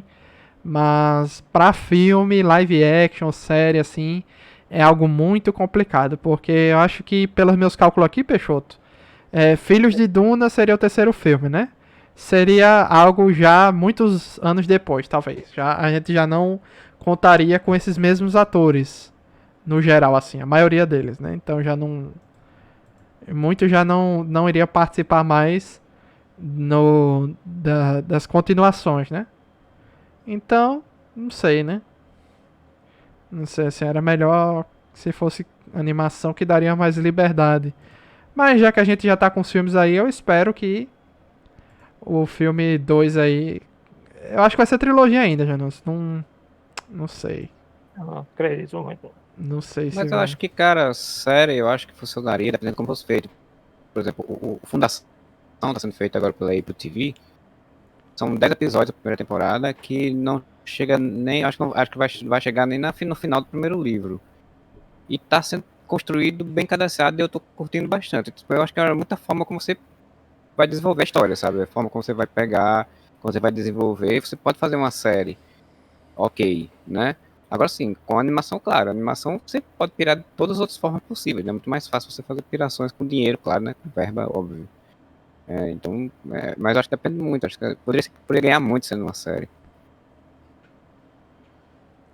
É. Uhum. Tá com cara de que a série, se for essa realmente das Bene Gesserit, vai ser algo spin-off. Não sei se vai. Como é que uma série focada nas Bene Gesserit seria algo vindo dos livros mesmo, né? Algo assim bem canônico ou seria algo bem spin-off e extrapolado do material original, né? Mas o principal aí, realmente, por enquanto, são os filmes. E até agora a Warner não se pronunciou. Acho que vai se pronunciar em breve, que acho que 2022 já deve começar a produção de um novo filme. Tenho certeza. Que... É que é o seguinte, Luiz, sabe Duna? O seguinte, o Frank Herbert, ele escreveu 6 livros e morreu em 85, certo? Ele deixou um monte de rascunhos, outras coisas, né? Aí o filho dele, o Brian Herbert, se juntou com um escritor, o Kevin J. Anderson, e juntos eles já escreveram mais 20 livros sobre Duna. Nossa senhora. Não, assim, vamos lá, eu vou citar só alguns títulos, tá? Prelúdio de Duna, tem uma série chamada Prelúdio de Duna, que é o nome de cada livro: Casa Atreides, Casa Harkonnen, Casa Corrino, Lendas de Dunan, o Jihad Luteriano, a Cruzada das Máquinas, a Batalha de Corrino, como te falei que tem um livro próprio, né? Tá? Caçadores de Duna, Vermes de Areias de Duna, Heróis de Duna, Paul de Duna, Os Ventos de Duna, As Grandes Escolas de Duna, a Irmandade de Duna, Os Mentates de Duna, Navegadores de Duna. Tá? Eles Tudo fizeram isso, tipo um livro focado para explicar alguma coisa específica. cada um, porque cada um são contos que explicam os fatos históricos que são citados no original, né? Tá? Só que fora isso, ainda você tem o livro ilustrado de Duna, a enciclopédia de Duna, Fazendo Duna, Duna Storybook, as canções de Muad'Dib e por aí vai, sabe? Você, na boa, você precisaria de uns 3 anos para ler todos os livros que tem de Duna. E alguns estão previstos ainda para lançar em 22, ó. Esse ano, ó, em 2020 foi lançado O Duque de Caladan, em 2021 A Lady de Caladan, e em 2022 vai ser lançado O Herdeiro de Caladan ainda. Ou seja, 3 livros só em cima do planeta Caladan, que era o antigo lar dos Atreides. Tá? Sim, por falar nisso, quando os Atreides saíram do planeta deles, todo mundo foi embora de lá e ficou vazio? Não. Foram os soldados, a administração. Soldados, todos os que são envolvidos diretamente com as casas, ou seja, os empregados, mordomo, cozinheiros, soldados, engenheiros, né? A população normal fica. E Caladan, não encontrei quem é que ficou com Caladan depois. Caladan não foi entregue para os Harkonnen. Não foi assim, você vai para Duna e eles vão para Caladan. Não, não é dito quem é que fica com Caladan depois disso, tá? Não é explicado, ok? Entendi. Outra coisa também do filme que eu achei bem interessante é aquele negócio dos escudos pessoais, né? Aqueles escudos tal que você não consegue penetrar com golpes rápidos, né? Tem que ser algo bem no jeitinho ali, devagarzinho para poder penetrar. E tem uma parada aí que é o motivo de não existir armas de fogo nesse mundo, né? De laser e tal, é por causa dos escudos, né? Não adiantaria. Não é porque não adiantaria. Se você disparar um laser contra um escudo, dá uma reação atômica, explode. Nossa. É como Mas dá tem uma arma, né? Tem uma cena que alguém atira algo que eu acho que é como se fosse uma bala. Que eu lembro que tem uma cena, acho que é quando tá enfrentando o Momoa, né? É um dardo que ele joga no Duque Atreides. É um dardo. As costas dele é que joga. É que é o seguinte, é mais uma coisa que não foi exatamente explicada no filme. Esses dardos, eles são desenhados para você disparar. Eles vão em alta velocidade, mas eles conseguem detectar o escudo e quando chega no escudo eles refreiam a velocidade para ter a velocidade certa para furar o escudo e acertar a pessoa, né? Existe muita tecnologia nesses dardos, né? Mas de novo é mais um detalhe não explicado, de novo, tá? Ah, Marcelo não tá se referindo ao aquele laser utilizado para abrir a porta, não? Não, aquele laser utilizado para abrir a porta, note que eles não estavam. O pessoal que estava dentro, que era a Jessica, o Paul e a Liette, não estavam usando escudo quando eles fizeram isso. Aquele laser era só para bomba. Não, mas eu acho que pode ter sido esses dardos mesmo, porque eu não vi direito. Porque tem uma cena com o Momoa, na cena última dele, que ele tá lutando no corredor, que eu tenho quase certeza que tem alguma coisa que eu pensei que era uma bala, que tá tentando entrar no escudo dele e até usa a espadinha dele lá, a adaga, sei lá o que, pra desviar dela e tal. Tem Mas eu acho essa que deve ser cena. dardo. É porque é o seguinte, o dardo diminui tanto a velocidade que se você tiver reflexo bastante, você pode fazer o que ele fez ali, né? Que ele Sim. desviou com a faca dele, né? Então, por isso que as armas brancas são dominantes no campo de batalha. Porque arma de projétil, como nós temos hoje em dia, é inútil, né? Dardos são muito caros, então não serve como arma de batalha. Então, sobra o quê? Lâmina. Vamos na lança, vamos na faca, vamos na espada. E só, né? E no caso, como eu falei, lasers. Vocês podem ver que mesmo na batalha que eles tiveram ali destruindo lá a base dos Atreides, vocês só viram mísseis, vocês não viram lasers, né? Vocês viram bombas lá, umas bombas que descia para estourar as naves, mas e mísseis, mas você não via lasers. Lasers são extremamente proibidos, né? Assim, proibidos todo mundo sabe. Se um laser bater no escudo, dá sobrecarga. Estoura o laser, estoura o escudo e gera uma explosão que eles chamam de. Gera um efeito nova. É como se fosse uma mini bomba atômica. Ninguém sobrevive, entendeu? Então, não rola. Ó, Peixoto. Aqui eu vi uma informação aqui que depois dos Atreides foram para Arrakis, né? Que é o nome original de Duna. O Conde Razimi Fenring citou Ciri da Absentia, que é como assim, ninguém tá ocupando aqui o cargo, eu vou ocupar esse cargo em Caladan, e esse Conde, ele é o metate e político tático e braço direito do Shadan IV, do Imperador. Então, o braço direito do Imperador tomou o planeta Caladan da Casa Atreides e futuramente, depois da revolta de Arrakis, voltou para as mãos dos Atreides. Volta lá na frente. Exatamente. E esse daí que é citado, esse conde, né? Esse daí que é o conde, né? Ele também é um Sardaukar. Mas ele não participou do ataque em Duna. É isso que eu ia perguntar, mas tem presença do Sardaukar lá, né? Sim, na verdade foi o seguinte. Para garantir que a Casa Atreides caísse de vez, o Imperador emprestou pros Harkonnen 3 batalhões de Sardaukars, certo? Entendi. E foram eles que combateram a tropa de elite. Sabe aquele pessoal que estava em torno do Gurney quando começa o ataque? Teoricamente, aquela seria o pessoal que eles estavam treinando. E eles.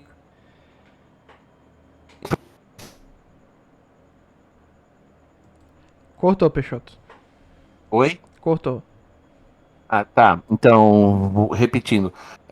Aquela cena quando começa o ataque que.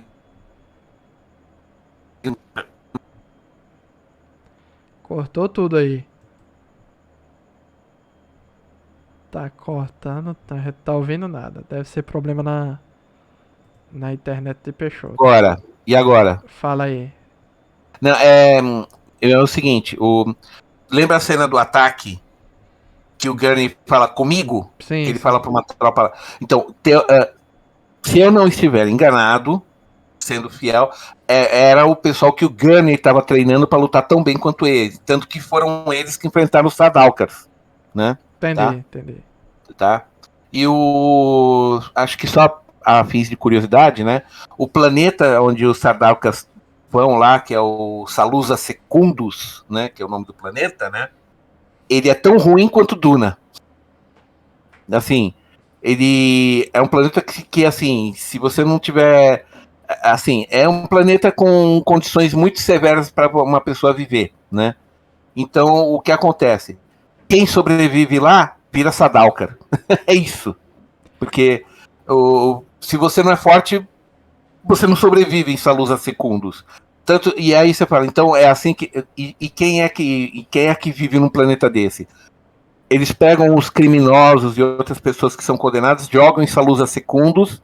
Se você sobreviver, você pode virar um Sardaukar. E E os Sardaukars, aquele eles são. pessoal que tá de braços abertos, de cabeça pra baixo lá, são o quê? Que tem o sangue sendo escorrido deles. Aqueles que não conseguiram virar Sardaukars. Só isso. Ah, tá.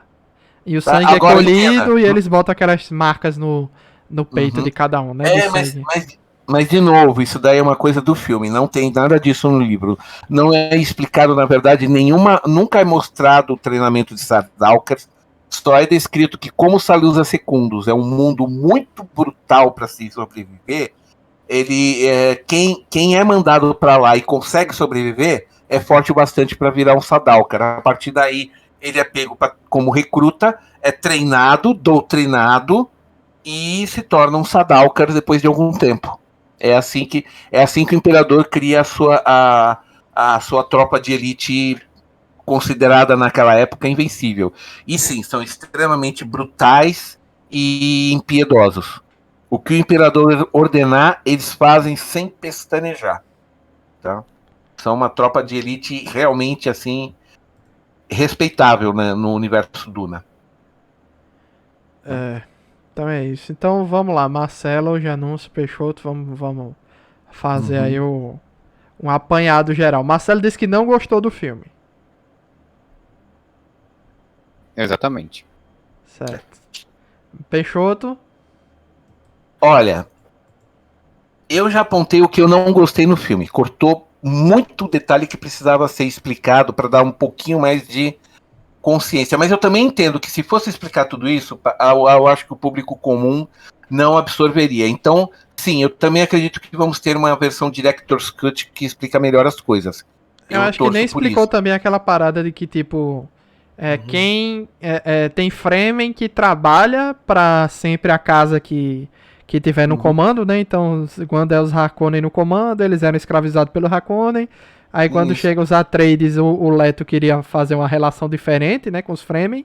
Mas tem dois tipos de Fremen. Aqueles que moram lá naquela estrutura metálica gigante e outros que estão no deserto, né? Que são esses que fazem os atentados e tal. Os famosos, os Fremen selvagens e os Fremens que vivem nas aldeias, né? Esses que vivem nas aldeias, os Fremen de cidade, como eles chamam, né? Os Fremen selvagens, os que vivem no deserto, desprezam eles profundamente, tá? Mas, como você vê, às vezes há espiões, infiltrações entre eles, né? Mas a questão assim, visualmente, eu achei que tá espetacular. Agora vamos ao que, tirando essa parte de ter cortado demais a história, deixando isso de lado, que foi a parte que eu não gostei, a parte que eu gostei é toda a maquinaria está fielmente representada, toda a parte de cenografia, as sequências de combate, os vermes, está tudo muito fiel ao livro, está sensacional. Eu achei incrível, eu achei realmente incrível. Ai. Falhou de novo aqui, cortou alguma coisa, Luiz?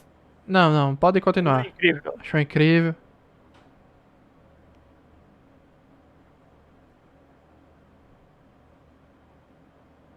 Peixoto?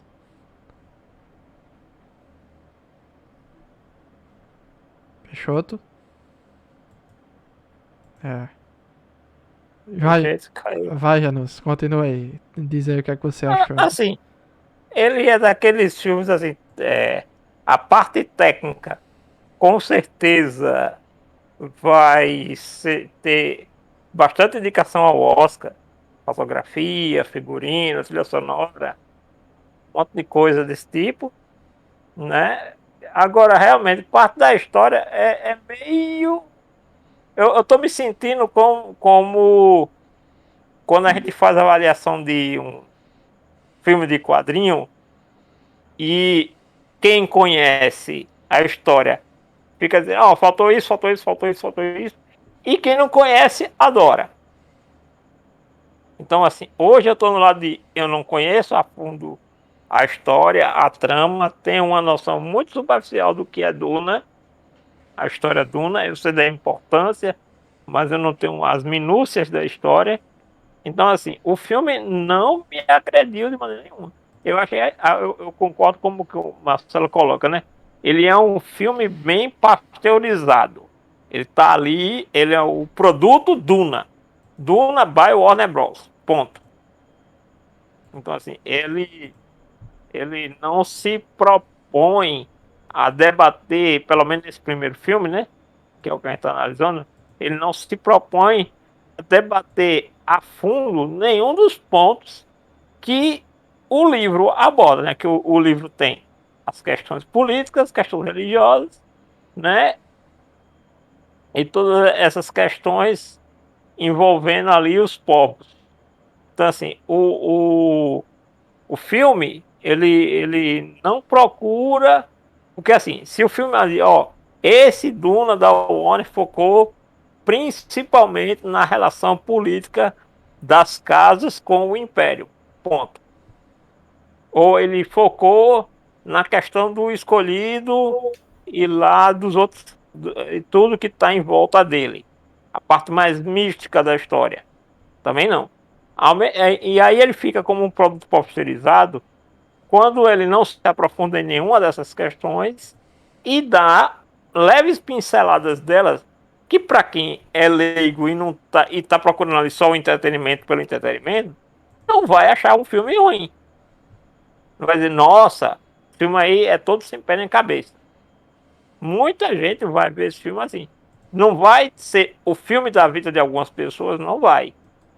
Mas provavelmente vai ser um filme que bastante gente leiga, ou que não é tão focada assim no cinema, vai simplesmente dizer, é um filme legal, assistir, se tiver sequência eu vou ver de novo.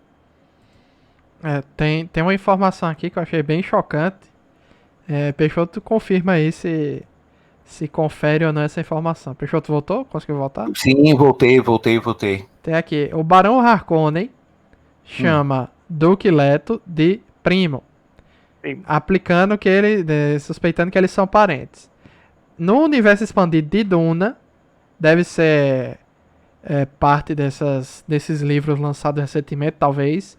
Diz que parte do plano da Bene Gesserit do Kwisatz Haderach era a mãe, a reverenda mãe aí, requisitou um filho do barão Vladimir Harkonnen e ele brutalmente estuprou ela e engravidou.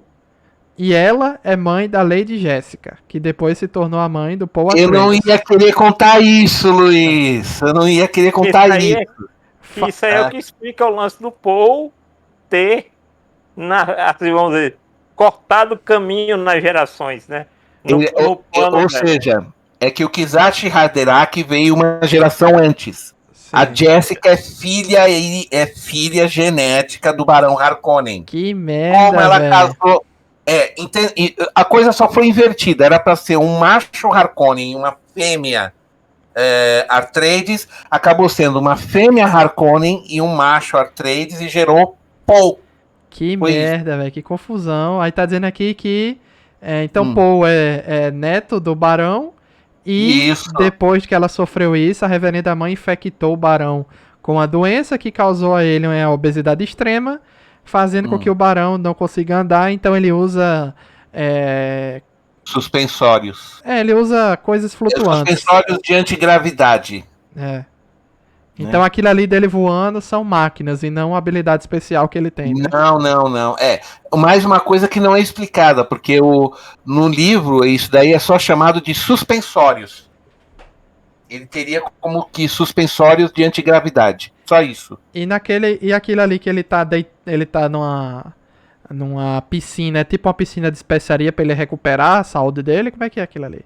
Não, aquilo ali é mais uma coisa que foi inventada pro filme. Não tem aquilo no livro, tá? Quando aconteceu o ataque lá que o Duque Leto quebrou o dente e soltou o gás, né? Ele realmente matou todo mundo que estava na sala, menos o Barão, porque o Barão ligou o escudo por desconfiança, né? E se afastou quando viu a fumaça. Então ele conseguiu ficar num canto e aí o sistema de exaustão da sala conseguiu expelir o veneno para fora. Então ele conseguiu ficar vivo porque ele estava com o escudo, porque o escudo impediu a troca de oxigênio, de atmosfera. E aparece essa cena no filme, né? Quando o Leto chama, ele liga o escudo. Ele liga o escudo, na verdade. Ele liga o escudo. O que já nos disse, que ele liga o escudo. Eu pensei que tinha. Desculpa, eu pensei ter ouvido desliga, desculpe. Não, ele liga o escudo. E realmente. Quando o Duque Leto chama ele, ele liga o escudo e se aproxima. Então quer dizer que. Mas assim, deu a entender que o gás afetou ele um pouco ainda, né? Não, mas no livro não afeta nada. Ele sai intacto. Entendi. Ele sai intacto. No filme é que fizeram esse negócio dele ter flutuado até o teto e conseguido escapar porque ficou lá no teto, porque o gás era muito pesado, aparentemente, né? Não era um gás que subia, né? Tá? Velho. Mas eu não sei, Marcelo, aí, mas eu tô animado pra continuação, Marcelo. Eu quero ver mais desse né, que lê, como diria Peixoto aí, ler 600, 700 páginas do livro é mais tenso, né? Eu quero ver o filme aí pra resumir a parada. Povão. Eu não tô animado, porque, como eu falei, assim, eu já tinha visto em Blade Runner um pouco isso do Villeneuve, que ele é muito bom pra fazer toda essa proposta visual, realmente, então é um ótimo diretor de cena de ação e vídeo, mas ele peca muito nos personagens, e aí em ficção científica, o que eu gosto muito é disso também, sabe? Eu gosto de ser pego pelos personagens, ter carisma. Então, como nesse filme ele tentou, ao mesmo tempo que ele tentou fazer uma história meio aberta, né, como o Janus falou, meio pasteurizado, no sentido de ser mais fácil de pessoas leigas assistirem, como um filme de ficção científica de ação normal, com uma história básica, ao mesmo tempo ele voltou um pouco tentando fazer essa lógica do romance, né, da Zendaya com o Paul e tudo, e aí eu acho que ficou meio termo ali que me incomodou, então eu não sei, assim, eu não consigo ter muita vontade de ver o segundo filme, e provavelmente irei ver, mas não consigo ter muita vontade porque esse primeiro filme não me cativou as ideias. Eu achei que poderia ser muito mais interessante para mim ler o livro, porque no livro eu teria todo esse arcabouço de história complexa que poderia me fazer entender melhor o universo do que no ver os filmes, né? Mas aí depende muito de como fosse o segundo filme. Mas eu sinceramente não estou animado para as continuações, não. Eu acho também que esse filme vai levar muita gente a... Vamos ver na Amazon aqui, venda de livro na Amazon. Vamos ver se Duna provavelmente sim. está na lista dos mais vendidos. Vamos lá. Duna em livros. Vamos Mas ver. Duna sempre tá bem alta a vendagem na Amazon, já é bem normal. É um livro muito conhecido, né? Então, vive tendo promoções. Não sei onde é que... Frank Herbert, ator... Frank Herbert, procure por Frank Herbert. Não, eu procurei aqui. Tá em primeiro em mais vendidos, hein? Tá em primeiro. Olha só. Nossa. Que doidão. Esperado, né? Lançou o filme, como o Marcelo disse. Já é um dos mais vendidos, né? E ainda mais lançando o filme, o livro aqui com a capa do filme, tá em primeiro. Só falta alguém falar como fizeram com o Senhor dos Anéis. Na verdade Né? não é a capa do filme, tá? É uma edição de 2017, mas que eles pegaram esse nome Duna do filme, né? Já é uma coisa que veio da capa do livro, não foi inventado pra esse filme, né? Falta quem chegar. O filme, mas isso aí já tem um livro pra vender. Que coisa, né? E o box Duna da trilogia, mais o mapa de Arrakis, está também entre os 15 mais vendidos. Então, assim, galera tá correndo atrás, né? Ah, não vou nem dizer qual é um livro aqui que tá entre os mais vendidos também, mas é triste que esse livro aqui esteja. Deu, deve ser. deu um certo juiz aí. Ex-juiz. É o Morro, É, que é a história de um morro, não de uma duna. exatamente. Então é isso, gente. Agradecer a presença dos amigos. Eu não. Janus disse que já sabia, mas eu não sabia que. Não lembrava, né? Que Peixoto era tão fã assim de Duna. Fiquei surpreso. Já teve que ouvir Peixoto falando sobre Duna algumas vezes. Ô, Luiz, nem só de mangá vive o homem, viu? Ou melhor, nem só de mangá vive Peixoto. É, bicho. Fiquei surpreso aí. Então, obrigado aí, Peixoto, Janúncio e Marcelo, pela presença em mais esse podcast. Esperemos aí que volte Duna para a gente assistir mais, né? Eu quero mais, quero muito mais. Gostei bastante. Fiquei animado com o final, apesar do final abrupto me deixou triste, mas me deixou animado para continuações. Deus sabe quando, né? Sei lá. Uhum. Então, obrigado a todo mundo que acompanhou até o final e até a próxima. Valeu. Tchau, tchau. Tchau, tchau. Tchau.